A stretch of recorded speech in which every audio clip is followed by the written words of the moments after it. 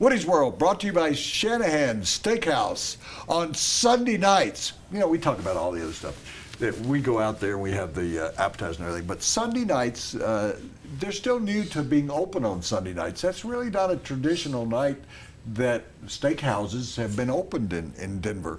But Shanahan's, because of their success and because they thought during football season it was a great idea, you know, let's keep it up. And in order to encourage you to go out there on Sunday nights, they've got a deal that is so special, $49 a person. You go out there and get steak or seafood, you get a side dish, and they have incredible side dishes, and you get dessert that you can take home in one of their nice boxes, because you're not going to have room for dessert after you have all of that. We invite you to go out there, and one of the points Mark always makes to me, if you are a wine drinker, they have trained sommeliers, and that means they go to France and they study wine, and they can help you determine what's the best wine for you during dinner. Go out and see Mark and all the wonderful people out there. Talking about service, we were talking about earlier, about it takes the same amount of time to show kindness as it does to show evil. Well, they'll show you a lot of kindness at Shanahan's Steakhouse. That's Woody's World today. That's my opinion. This is all the talk about the Broncos and what are they doing. And I have had so many people stop me on the street saying, not on the street, but people I'm talking to, they go, well, they didn't make a splash. They didn't even make a ripple in the water, really. Owen Daniels, they re-signed Virgil Green. Well, I was surprised, I think more than anybody, more than any of you, that the Broncos didn't make a splash, a big splash, like a fat guy jumping into a swimming pool. What do you call those? Cannonballs. Cannonballs. With an offensive lineman who would be one of those fat guys jumping into the pool. And so I was somewhat surprised that didn't happen. But somehow the money dried up pretty quickly because they had made all those splashes last year.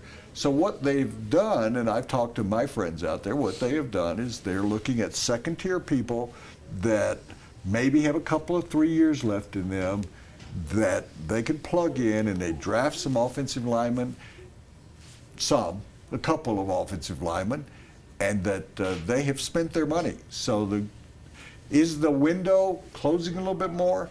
I personally think, and we'll be talking about this, of course, for months, that I think that it's going to be more difficult. I think this is the most difficult year that they will have to get to and win the Super Bowl.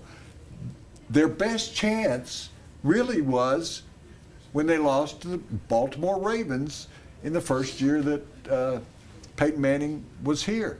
They were missing some ingredients, but then their next best chance, they had that great offensive year 2 seasons ago. Last season, they really did improve the defense, and they let that one get away. So are they going to let this one get away? There's a big difference. Les and everybody else out there, John Fox could not win the big game. He didn't win it here. He didn't win it in Carolina. He's not going to win it in Chicago with Jay Cutler. Gary Kubiak, you say, well, he didn't win it as a head coach. No, they lost playoff games. They underachieved. They first overachieved as an expansion team, then they underachieved and didn't go as far as people thought with Andre Johnson and with Arian Foster. Some of the defensive players they had, they had the number one pick in the draft, Mario Williams, at one point. And then they had J.J. Watt come along. Difference is, I think, and I was telling somebody yesterday, that Gary Kubiak and John Elway have the same vision. They have been there together.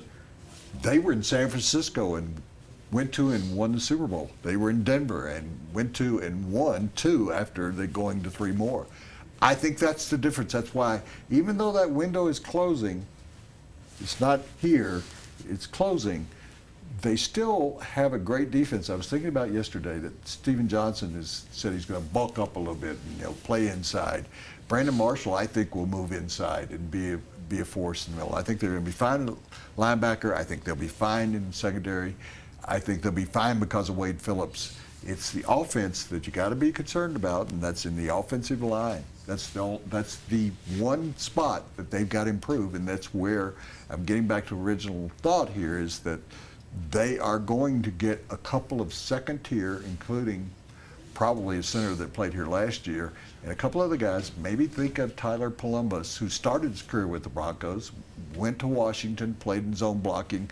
They're going to find a couple of guys that fit perfectly what they want to do with zone blocking. So the window is closing, but it's still open. And if that makes sense, it's still open just enough with all that the Indianapolis Colts have done, and less talking about Andrew Luck. To me, this is the last year, and then the window closes shut. I'm Woody Paige, and that's my opinion today.